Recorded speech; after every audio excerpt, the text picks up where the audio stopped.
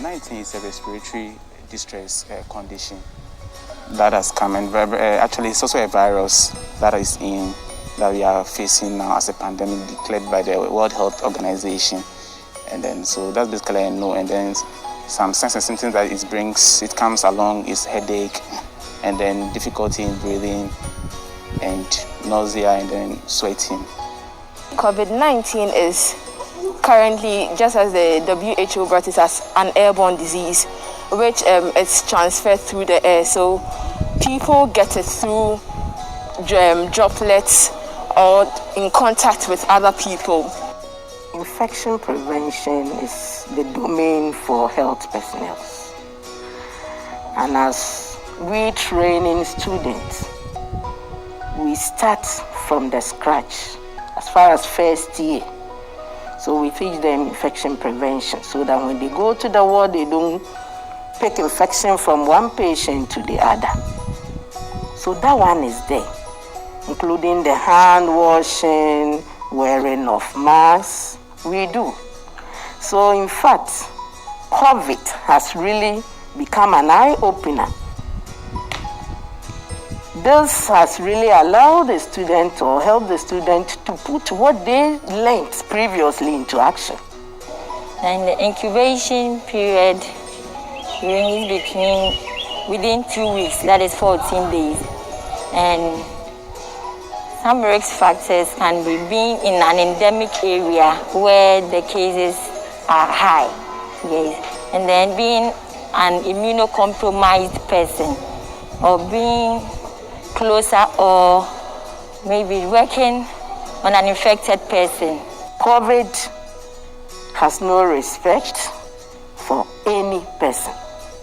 So they wash their hands, we provide them with Veronica buckets. It's on the classrooms, it's on the compound, and water is available. So they wash and clean their hands frequently.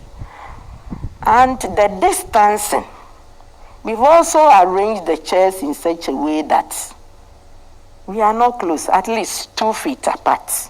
We are told to protect ourselves and then protect each other, so that if I have it and then I'm asymptomatic, I don't transfer to somebody who would be symptomatic and then affect another person. By ensuring the safety protocol of COVID-19, have to strictly go by frequent washing of hands under with soap and water and running water, and then adhering to the safety protocols, and also using the nose masks, exercising the social distance, eating a good meal, as in the balanced diet to boost our immune system also. With this, I think we can also actually help to cure the infection. We shouldn't touch our faces with our fingers, and most especially our ears, our eyes, and our nose, our mouth. This part or these places are entries for the virus, because we can't see the viruses or any other microorganisms on our fingers. Anytime we touch our eyes, because it's an entry, it goes there. Because our ears is an entry, it goes there. Because our mouth and our nose are entries for these microorganisms and virus to enter, they just get into it.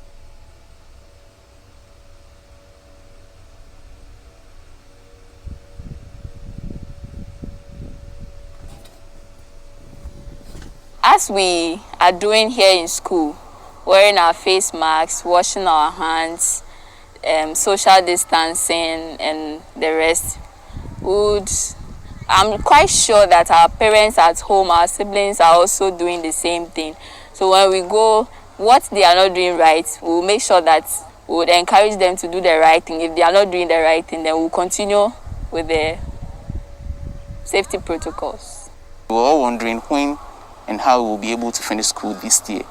But then at long round, we were able to come to school, and then we're finishing our exams today. We want to say a very big thank you to the President, His Excellency Nana Akufo-Addo, for giving us this opportunity to come back to school, because we were thinking of the fact that it would have been delayed, and then we would come to school next year and then finish next year, and it will be time consuming, money and then also resources will be delayed because of that. But we are happy that he made us come back, and then he he was able to give these protocols to protect us and to prevent us from getting the virus, as well as to also give us a safe environment for learning.